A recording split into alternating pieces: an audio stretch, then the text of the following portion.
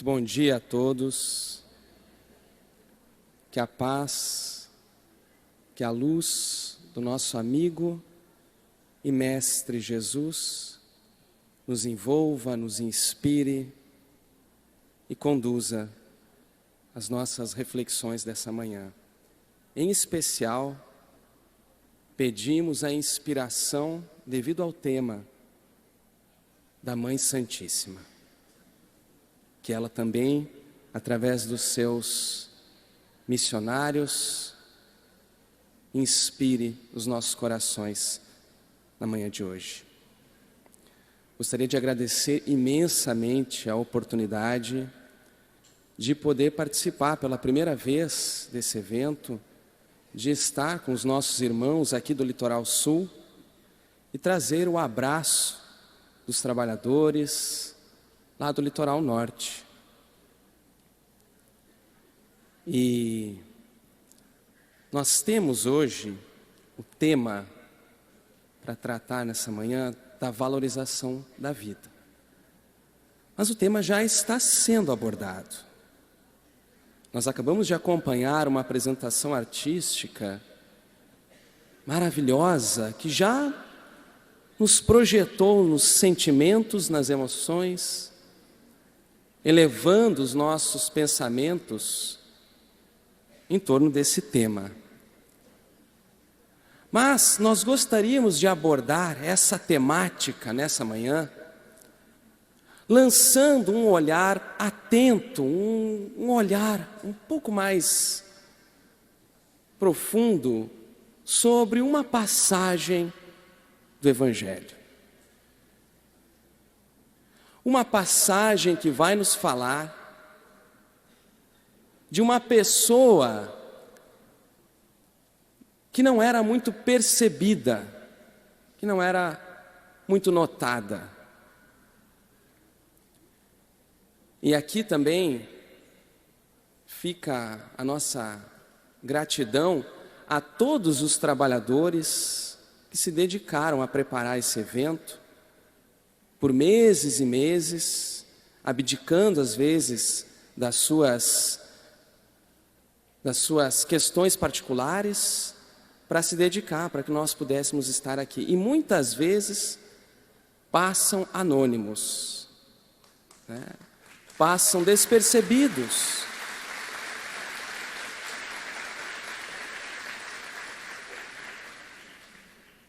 E esse tema fala muito aos nossos corações, dessas pessoas que muitas vezes nós não percebemos.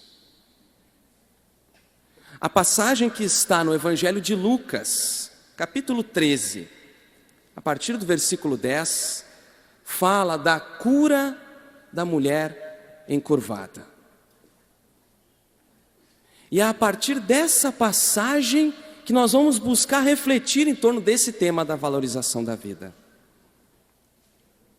Mas ontem pudemos acompanhar o Dr. Sérgio Lopes nos falando da relação das enfermidades e nos mostrando que elas vão muito além de meramente as enfermidades do corpo físico, perecível, que passa, que é instrumento da evolução do espírito imortal.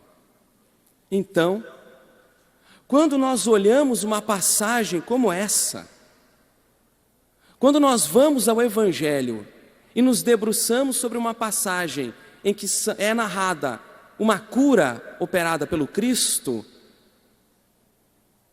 nós precisamos recordar que as palavras de Jesus, que os ensinos do nosso modelo e guia, são palavras de vida eterna. Os seus ensinos falam ao nosso espírito, aos nossos corações. Então, ao olhar essa passagem, é importante que nós busquemos os detalhes, os gestos, as palavras de Jesus que nos transmitem esse conhecimento, essa lição e que nos projetam numa reflexão profunda profunda. Quais lances da nossa alma, de quais experiências da nossa vida, de espíritos imortais, nessa jornada evolutiva, essa passagem fala? Qual é a cura de que nós mais necessitamos? Qual é? Alguns aspectos são muito importantes de serem analisados quando nós buscamos essa passagem. O que representa a mulher que surge? O que ela representa na nossa experiência? Será que a passagem fala somente daquela mulher, daquela experiência? O que representa o chefe da sinagoga que surge ali na passagem? É sempre importante que, ao olhar essas passagens, nós façamos uma identificação de nós mesmos com as circunstâncias, com as pessoas que surgem. Porque elas dizem respeito a um aspecto da nossa vida, em algum ponto da nossa jornada evolutiva. Então, num determinado momento da minha jornada, eu posso me identificar com aquele que auxilia, com aquele que aparece, que surge na passagem, como alguém que estende a mão em condições de auxiliar. Mas, em determinados pontos da nossa jornada, poderemos nos identificar mais com aquele que necessita da mão estendida.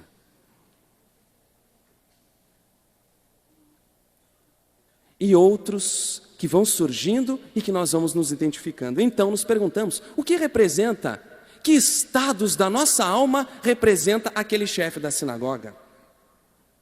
O que representa o fato dessa cura ter acontecido em um sábado?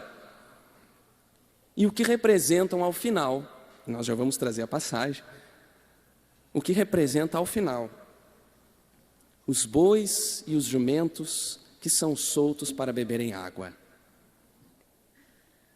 Essa será a nossa busca, mas não uma busca pelos aspectos técnicos. Nós não vamos hoje, nessa manhã, refletir sobre os aspectos mais técnicos desse acontecimento. Nós vamos buscar, com as lições de Allan Kardec, ao abrir o Evangelho segundo o Espiritismo, nos orientando, busquemos no Evangelho as lições morais. E é dessas lições que nós vamos em busca. Então, narra o evangelista Lucas, que era médico, que Jesus estava ensinando no sábado em uma das sinagogas. E eis que uma mulher que tinha um espírito de enfermidade há 18 anos, estava encurvada, não podendo endireitar-se completamente. Ao vê-la, é muito importante perceber os detalhes. O quanto Jesus percebe aquela que não era notada, aquela que não era vista, aquela que era excluída. Nós vamos ver mais à frente por quê. Ao vê-la, Jesus chamou-a e disse: mulher, estás livre da tua enfermidade. Jesus traz ela para o centro da sinagoga, onde eram feitas as lições, onde se falava da lei. E ali é que ele vai operar a cura. Mulher, estás livre da tua enfermidade. E lhe impôs as mãos. Imediatamente, ela endireitou-se e glorificava a Deus. Em resposta, o chefe da sinagoga, indignado porque Jesus curou no sábado, dizia à multidão que acompanhava: há 6 dias nos quais é necessário trabalhar. Vinde, portanto, nesses dias, para serdes curados, e não no dia de sábado. Respondeu-lhe o Senhor e disse: hipócritas, cada um de vós no sábado não solta do estábulo seu boi ou seu jumento, levando-o para beber água? Esta, sendo filha de Abraão, a quem Satanás amarrou durante 18 anos, não deveria ser solta desta amarra no dia de sábado? Ao dizer estas coisas, todos os seus opositores ficaram envergonhados, mas toda a turba se alegrava com todas as coisas gloriosas feitas por ele.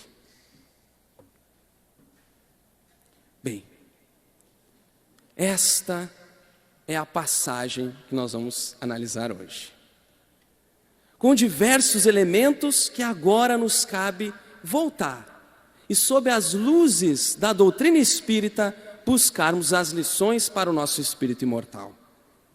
Estava ensinando no sábado em uma das sinagogas.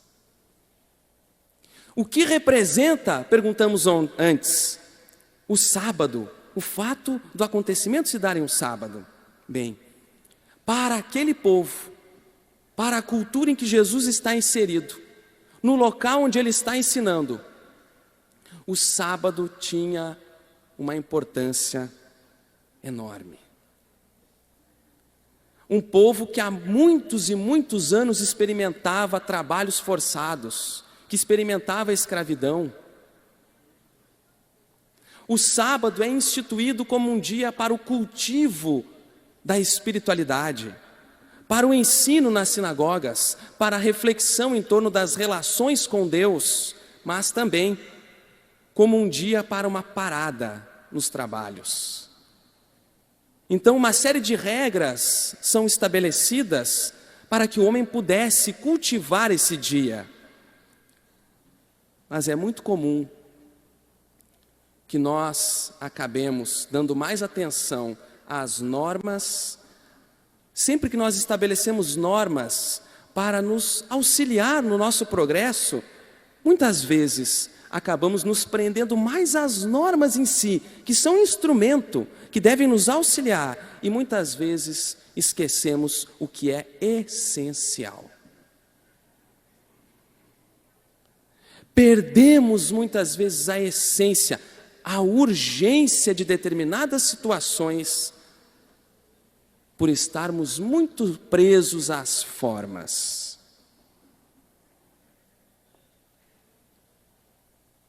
Mas o que representa para muito além disso, o sábado? No livro Luz Imperecível, Honório Abreu, ex-presidente da União Espírita Mineira, vai nos dizer que o sábado também representa o fim de uma etapa, um momento de aferição para os espíritos.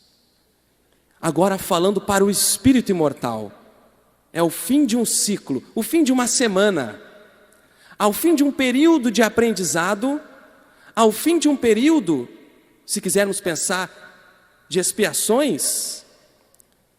Chegarão os momentos em que teremos de passar por provas, para avançarmos, para prosseguirmos na nossa jornada evolutiva. Jesus estava ali ensinando, passando o seu ensino através das palavras. Naquele momento Jesus falava, mas chegará um instante em que as palavras cessarão, para que o ensino do Cristo se dê através da sua vida, do seu gesto, da sua movimentação. E eis que uma mulher que tinha um espírito de enfermidade há 18 anos, segue a passagem, 18 anos experimentando uma enfermidade. Quem já passou pela experiência de lidar com uma enfermidade de longo curso, sabe as dores, as angústias, as lágrimas vertidas. Quem experimentou e os corações que amam quem experimenta essa experiência, quem vive essa experiência, sabe das dores, da exclusão, Quantas limitações são impostas ao experimentar uma enfermidade de longo curso? Qual é a finalidade disso? Qual é a finalidade? Mas ainda nos cabe pensar, naquela cultura, o que representava aquela mulher estar há 18 anos encurvada, vivendo aquela experiência da enfermidade? Bem, naquele tempo, naquele povo, no povo hebreu, as enfermidades estavam profundamente conectadas com influências espirituais negativas. Era muito a representação do mal. E muitas vezes as pessoas que viviam essa experiência eram excluídas da sociedade, eram mal vistas. Além de experimentar as suas dores, precisavam lidar com uma exclusão social, com uma limitação. Nós vamos ver isso também, além de pesquisando, nos estudiosos, nos comentadores das passagens, nós vemos isso também na mentalidade dos apóstolos. No livro Boa Nova, do Espírito Humberto de Campos, através da mediunidade de Chico Xavier, o capítulo 13 chama-se Pecado e Punição. E nesse capítulo nós vemos um diálogo de Jesus com Tiago, em que fica evidente esse pensamento. O pensamento de que a enfermidade era uma punição divina. Mestre, diz Tiago, impressionado com a quantidade de doentes que procuravam Jesus. Mestre, sendo Deus tão misericordioso, por que pune seus filhos com defeitos e moléstias tão horríveis? Será que nós ainda não temos esse tipo de pensamento? Será que ainda não temos? Será que nós já compreendemos profundamente os mecanismos da reencarnação? É importante pensarmos, se ainda não entendemos a reencarnação e as experiências desafiadoras pelas quais nós passamos como punições. Será que nós já aprendemos a valorizar uma experiência difícil? Uma reencarnação extremamente difícil? Ou nós só valorizamos a nossa vida quando somos saudáveis, com o corpo perfeito? Ou nós já aprendemos a valorizar as experiências que limitam as nossas capacidades até mesmo de nos projetar nos abismos morais? Acreditas, Tiago,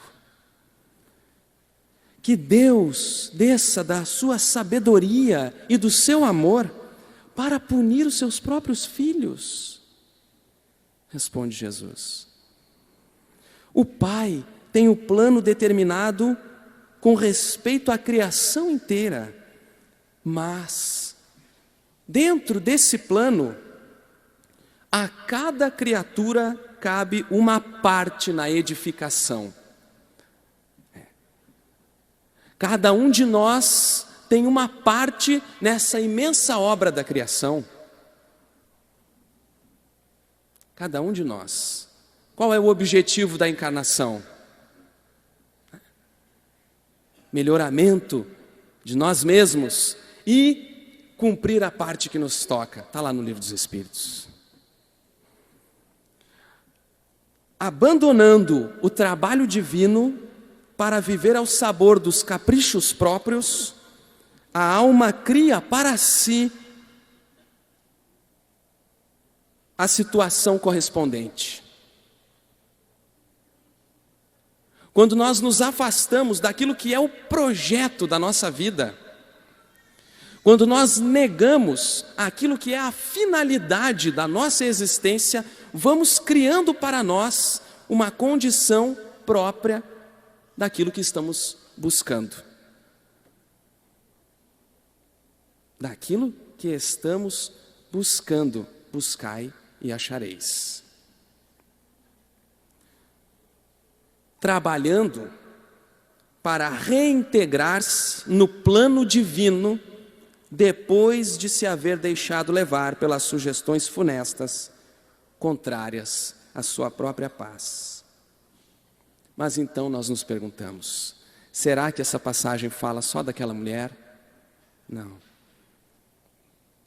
Há aqui a representação de um traço do espírito imortal. Há aqui a representação de um traço de nós mesmos. Quais são as asas que nos levam no caminho da evolução? Eis que nós nos deparamos aqui com uma representação do sentimento humano, da sensibilidade, do sentimento. No capítulo 28 do livro Pensamento e Vida, o capítulo chama-se Enfermidade, do benfeitor Emmanuel, através da mediunidade de Chico Xavier. Emmanuel vai abordar as consequências do nosso mundo emotivo em nossa vida. As consequências daquilo que cultivamos no nosso mundo emotivo. Então ele vai dizer, há moléstias que têm, sem dúvida, função preponderante nos serviços de purificação do espírito, que atuam de forma a trabalhar o nosso interior nessa jornada de depuração, surgindo com a criatura no berço ou seguindo-a por anos a fio na direção do túmulo. E aí ele cita uma série de exemplos e vai dizer que se catalogam na tabela das provações necessárias, como certos medicamentos imprescindíveis figuram na ficha de socorro ao doente. E ontem, quando o Dr. Sérgio falou que há certas enfermidades que são como remédios, foi mais ou menos isso que ele falou, eu me lembrei desse trecho aqui do Emmanuel. Há certas limitações físicas que surgem como medicamento da alma, para alertar-nos de que algo precisa ser cuidado. Nós precisamos dar atenção a algo, precisamos reharmonizar. Contudo, diz Emmanuel, os sintomas patológicos na experiência comum, em maioria esmagadora, decorrem dos reflexos infelizes da mente sobre o veículo de nossas manifestações, operando desajuste nos implementos que o compõem.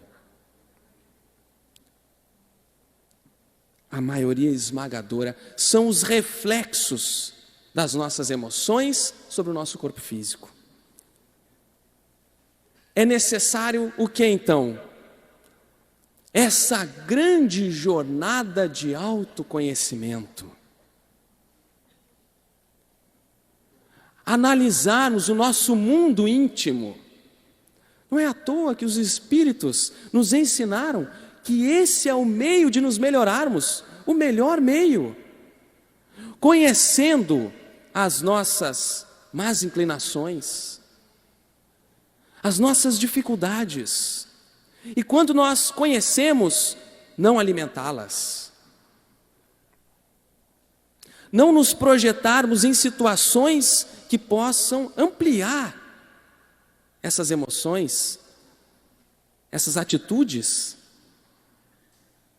Mas a passagem diz que a mulher estava encurvada, não podendo endireitar-se completamente.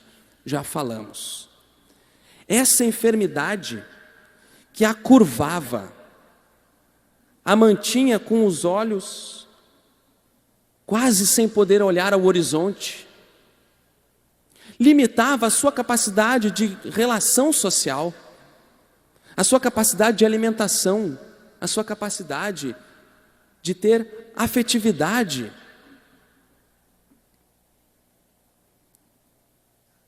Mas há uma ideia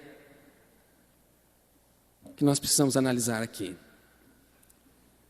Em muitas culturas, ainda hoje, mas especialmente a esse tempo, naquela circunstância, o gesto de curvar-se diante de alguém simbolizava o reconhecimento de uma autoridade maior do que a minha.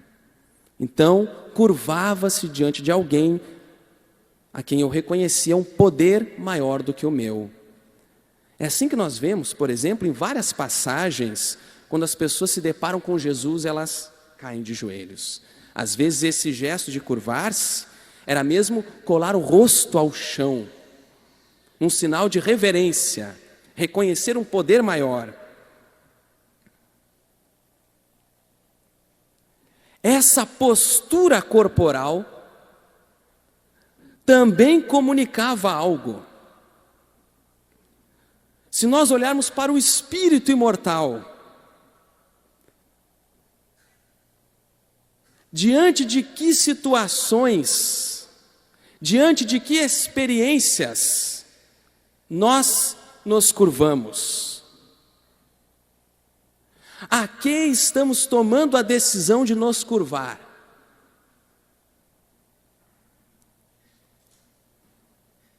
Para quê?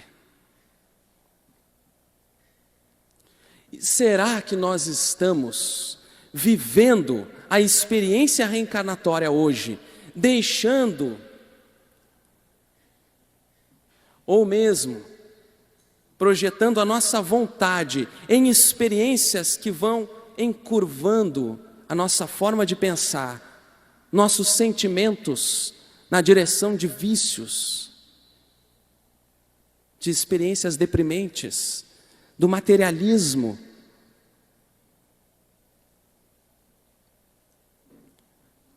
Voltando ao livro Pensamento e Vida, Emmanuel vai dizer: toda emoção violenta sobre o corpo é semelhante à martelada. Martelada sobre a engrenagem de uma máquina sensível. E toda a aflição cultivada é como ferrugem destruidora, prejudicando-lhe o funcionamento. Cada vez que nós temos um acesso de raiva, de revolta, vamos martelando essa máquina sensível que é o nosso corpo físico. Sabe hoje a medicina, diz o Emmanuel, que toda a tensão mental acarreta distúrbios de importância no corpo físico. E aí, ontem nós assistimos a uma aula sobre isso. Sobre essa influência das nossas emoções, do nosso mundo mental sobre o nosso corpo físico. E o Emmanuel, nessa página, vai até trazer uma descrição das repercussões orgânicas no corpo das emoções, dessas emoções violentas. Mas ele vai dizer: o pensamento sombrio adoece o corpo são e agrava os males do corpo enfermo. Se não é aconselhável, veja isso, se não é aconselhável envenenar o aparelho fisiológico pela ingestão de substâncias que o aprisionem ao vício, Eu lembrei do chimarrão agora.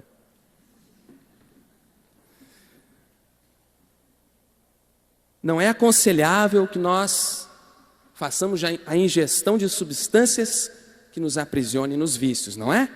É.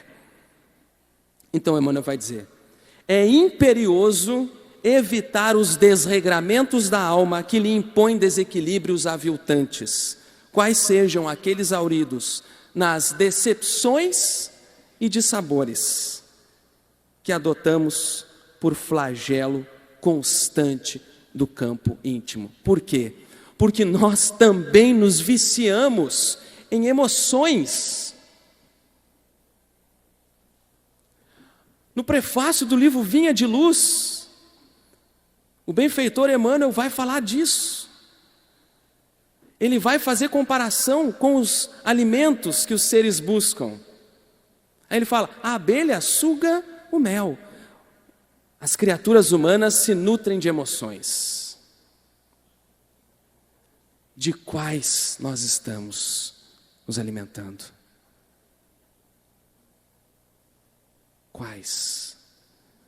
Poderemos estar viciados, tendo a necessidade de fruir a sensação da tristeza.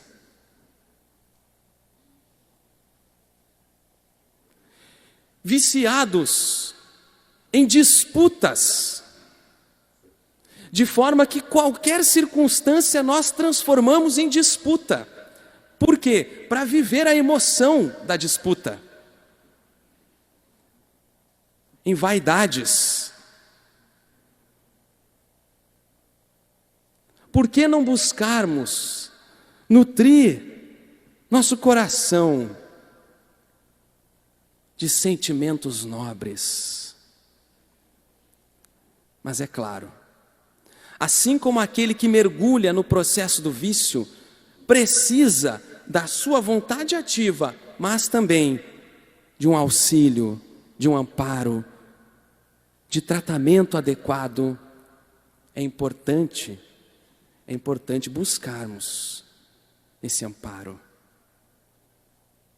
Essa mão estendida, e estarmos dispostos a estender a mão também, atentos para perceber o que nem sempre é notado. Quantos males estão agora nos afligindo silenciosamente, e nós não buscamos ajuda? Quantos corações experimentam a ideia de projetar-se na morte física para aplacar as suas dores, para acabar com o processo de exclusão social? Ontem o Vinícius falou do bullying aqui. Quantos jovens buscam o suicídio por não dar conta de lidar com essa experiência de exclusão social? E não buscam ajuda às vezes, porque nem sempre tem condição de buscar ajuda. Quando a pessoa mergulha no estado depressivo, na maioria das vezes ela sequer tem condição de pedir ajuda.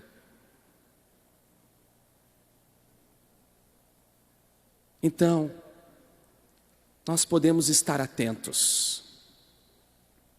Nós temos visto ao longo desse mês várias pessoas colocando nas suas redes sociais, falando, conversando, dizendo: eu estou aberto ao diálogo, me procure para conversar. Então é importante que também nós nos preparemos para poder auxiliar, para que as nossas palavras não se tornem um peso ainda maior no coração daqueles a quem nós queremos ajudar.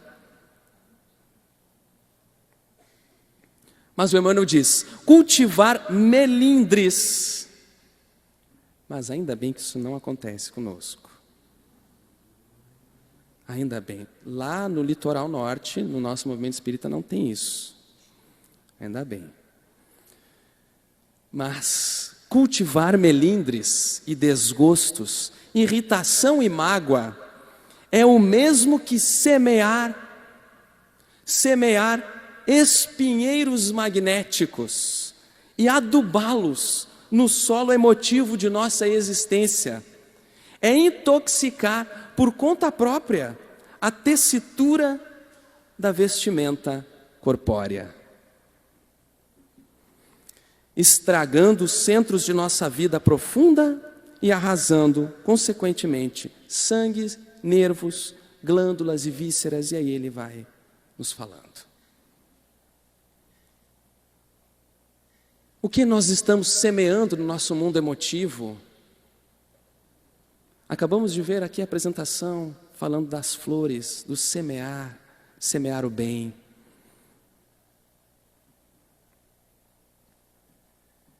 Mas, por que chegamos até essa experiência de estarmos mergulhados nessas emoções deprimentes, nesses estados emotivos dolorosos? Quando nós olhamos para as lições da reencarnação, e olhamos para a história da humanidade, e entendemos os caminhos que já trilhamos, os tropeços, as nossas experiências tão difíceis, as nossas experiências que às vezes levam 400, 500 anos, quantos corações que nós perdemos de vista na estrada e levaremos tempo para reencontrar. Então, é importante que possamos olhar para o nosso coração, conhecendo essas mazelas, não para cultivá-las, para tratá-las. Pelo pensamento, nós nos libertamos ou nos escravizamos.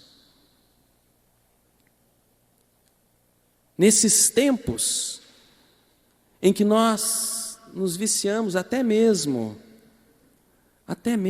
em ficar conferindo a rede social, naquela emoção de receber uma curtida, um like no Facebook, no Instagram, e muitas vezes não nos damos conta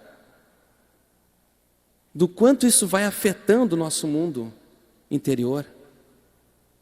Mas nós podemos também utilizar para o bem. Nós podemos a mesma ferramenta neutra utilizar para incentivar um coração que do outro lado da tela talvez esteja pensando em dar fim à sua experiência reencarnatória.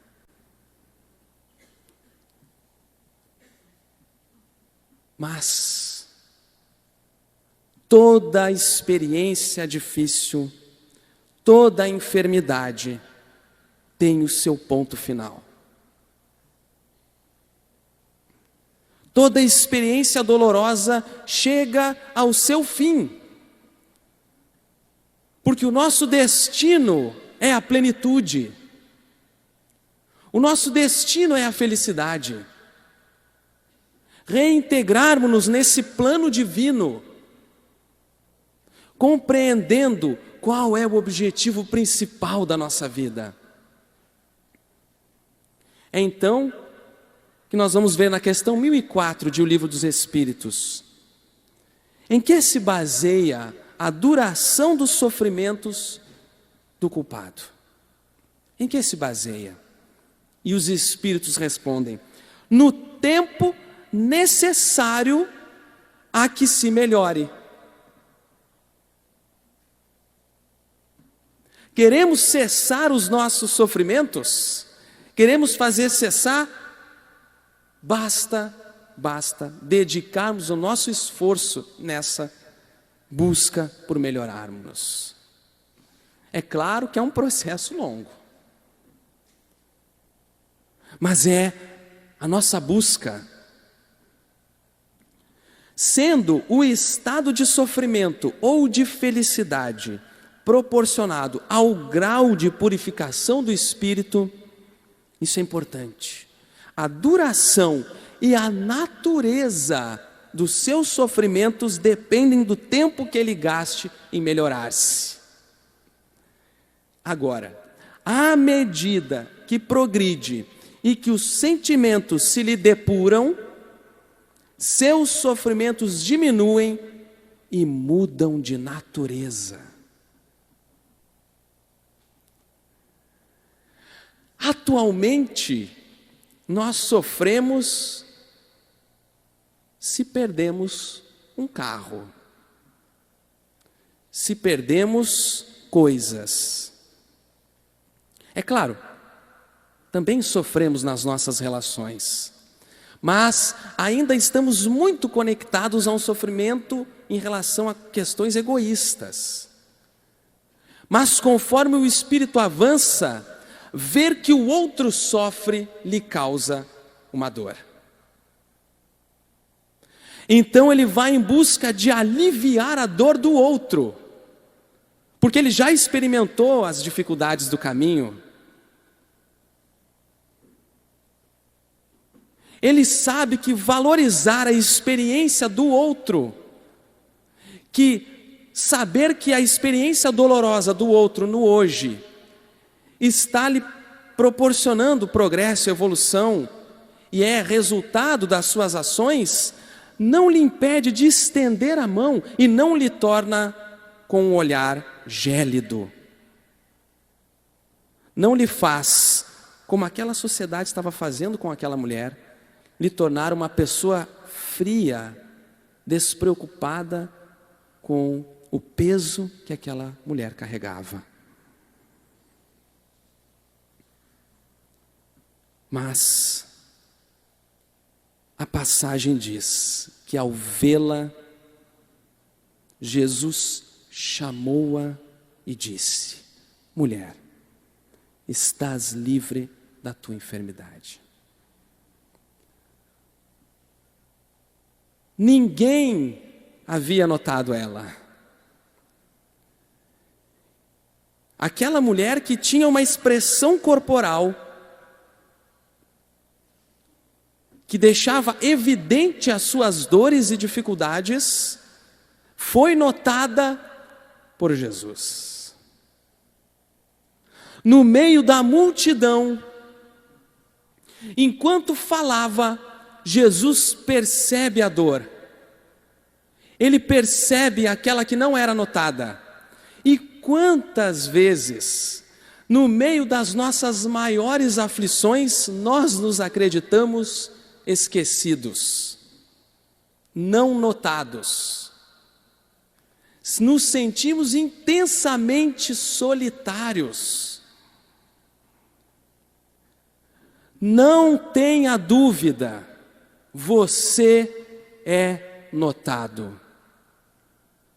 Talvez não por espíritos reencarnados. Talvez você esteja experimentando uma vida de solidão, uma vida de exclusão, mas tenha certeza, há muitos corações que notam o teu esforço diário. Ainda que você não tenha forças para buscar ajuda, essa mulher não buscou o Cristo. Ela foi até a sinagoga, ela estava acompanhando, mas, ao contrário de outros enfermos que buscavam Jesus, que gritavam por Jesus, que clamavam pelo seu auxílio, ela não faz isso. Ela demonstra coragem de entrar numa sinagoga no sábado, um local que era eminentemente masculino, mas ela aguarda e Jesus percebe. Toma ela e a traz para o centro.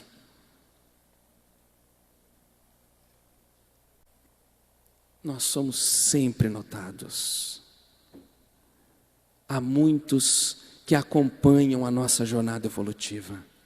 Espíritos que há 500, 700, 1000, 2000 anos nos aguardam. No livro Renúncia, nós vemos Alcione, espírito luminoso, a renunciar à vida nos planos muito superiores, para reencarnar na Terra e auxiliar corações queridos que vinham tropeçando na sua jornada. E ela mergulha nos fluidos densos, pesados do nosso mundo, para ser um sol na vida daqueles que a seguiam, que a acompanhavam, para conduzi-los ao Cristo. Ontem o Vinícius citou aqui Quinto Varro, no livro Ave Cristo. Da mesma forma, renuncia a vida nos planos superiores para mergulhar na terra e conduzir e auxiliar. Mas há muitos que permanecem no plano espiritual e nos amparam e nos acompanham. O amor divino nos procura nos mais profundos abismos em que tenhamos nos projetado. O gesto de Jesus ao buscar essa mulher é também o símbolo desse amor divino, em busca de nós, em busca de nos trazer. E é também um ensino de que muitas vezes as nossas palavras devem cessar. Jesus aqui cessa o seu ensino com palavras. A partir de agora, o seu gesto de amor, o seu gesto de caridade é que vai falar. E a nossa vida é assim. Quantas vezes a circunstância pede que as nossas palavras cessem e os nossos gestos falem. Então, alguém que experimente uma profunda depressão, muitas vezes, as palavras não adiantarão. Será preciso gestos da nossa amorosidade, do nosso coração, da nossa atenção, de amparar, de compreender, de auxiliar. Muitas vezes, nós vamos aprender isso também no Livro dos Espíritos, comentando a questão 625, aliás, não a 625, aquela em que fala como Jesus entendia a caridade, dizendo que muitas vezes o mais necessitado não é aquele que pede. Nesse caso, naquele sábado, naquela sinagoga, a mais necessitada não pediu, mas Jesus a encontrou. No livro Palavras de Vida Eterna, capítulo 127, benfeitor Emmanuel, através de Chico Xavier, vai nos dar uma lição. Esse gesto do Cristo também é o gesto do chamado à renovação. Então Emmanuel vai dizer: se a realidade espiritual te busca, ofertando-te serviço no levantamento das boas obras, não te detenhas. Por que te detens? Não te detenhas, apresentando deformidades e frustrações. No clima da Boa Nova, todos nós encontramos recursos de cura e reabilitação, reerguimento e consolo. Para isso, basta sejamos sinceros diante da nossa própria necessidade de corrigenda, com o espírito espontaneamente consagrado ao privilégio de trabalhar e servir. Trabalho e serviço. Não te detenhas. Sob o toque do Cristo, sob a influência do seu evangelho de amor, a nossa vida começa a experimentar um processo de reformação, de regeneração. Passamos a viver um processo de endireitar os nossos sentimentos, de erguer os nossos olhos para a luz. Essa postura é uma postura horizontal. Quando nós buscamos conectar o nosso coração ao Cristo, o nosso coração ao plano divino, nós verticalizamos a nossa vida. Nosso pensamento se projeta ao alto. E a nossa vida passa a buscar viver em consonância com essas leis. Em resposta ao gesto do Cristo, o chefe da sinagoga, indignado porque Jesus havia curado num sábado, dizia à turba que eles deveriam voltar num outro dia. O chefe da sinagoga é alguém que zela pelo cumprimento das normas, dos rituais naquele local. Nós vemos aqui também uma grande representação da nossa porção mais intelectualizada, que às vezes tem um amplo conhecimento das realidades espirituais, quando nós, com todo o cabedal que às vezes possamos ter de conhecimento de doutrina espírita, quando nos deparamos com uma circunstância que nos pede cessar a palavra e agir, nos tornamos insensíveis.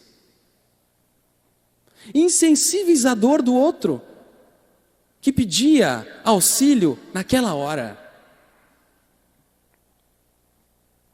É muitas vezes a hipocrisia que se veste de virtude. A hipocrisia que se veste de virtude. Porque nós vamos realmente falar de valorização da vida, nós vamos realmente falar do Evangelho, nós vamos realmente falar e refletir sobre os desafios da vida, das famílias, é vivendo nas nossas famílias, é vivendo as experiências, é quando nós sairmos daqui e tivermos que viver tudo isso que nós estamos refletindo. Saindo dessa casca que às vezes nós podemos colocar em nós. Então, são os nossos gestos que vão dizer do Evangelho. São os nossos gestos, a nossa vida. Por quê? Porque nós vibramos aquilo que vai dentro de nós. É impossível esconder a nossa irradiação, aquilo que nós envolvemos os outros, aquilo que nós realmente somos. Aqui nós vemos alguém que estava com um corpo enfermo, em processo de cura, mas num processo de curar o sentimento. E nós vemos alguém que tinha um corpo saudável, profundamente adoecido da alma. Respondeu-lhe o Senhor e disse: hipócritas, cada um de vós no sábado não solta do estábulo seu boi ou seu jumento, levando para beber água? O que nós vemos aqui? Os animais que são soltos e levados para beber água.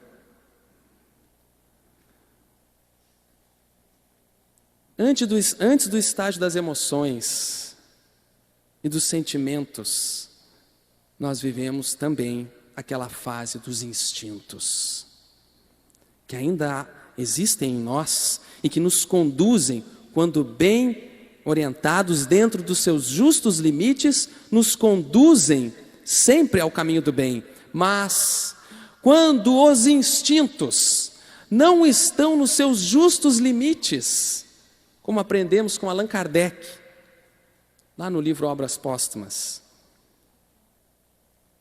quando o egoísmo não está, aliás, quando o instinto de conservação não está nos seus justos limites, ele avança e se transforma em egoísmo. É então que, se nós deixamos os instintos nos dominarem e nós não somos senhores deles, nós podemos então nos tornar insensíveis, egoístas. E nós muitas vezes libertamos os nossos instintos para saciar aquelas necessidades mais básicas. Beber água é uma das nossas mais básicas necessidades. Libertamos os nossos instintos a qualquer momento, às vezes, mas nos tornamos insensíveis à dor do outro, não querendo auxiliar.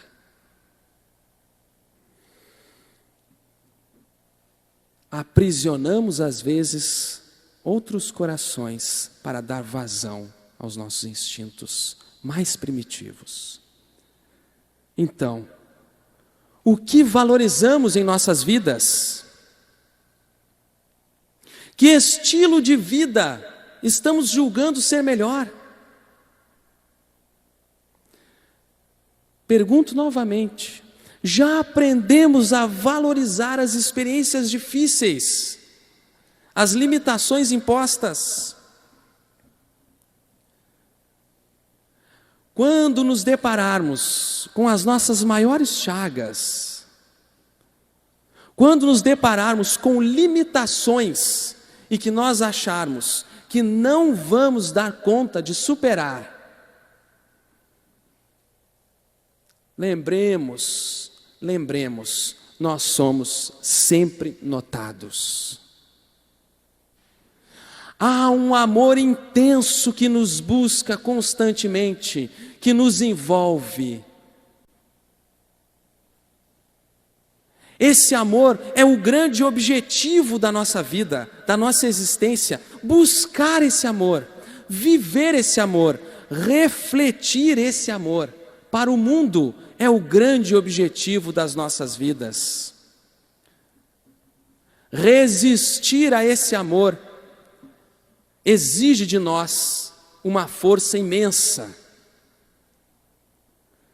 Opor-se a esse envolvimento, a essa busca constante, exige de nós muita energia, muita força. Nós somos seres feitos para amar. Refletir esse amor no mundo. Entreguemo-nos a esse amor. E eu me recordo de uma música que eu gostaria que nós pudéssemos sair daqui para o almoço, que já está na hora, né? Com essa singela música em nossos corações. Em um diálogo sobre justamente o amor, uma grande amiga lá de Minas cantou essa canção para encerrar o estudo, e eu gostaria que a gente pudesse levar ela hoje. Ela cantou assim: o amor é a cura para qualquer criatura. O amor é a cura para qualquer criatura. Mais uma vez. O amor é a cura para qualquer criatura.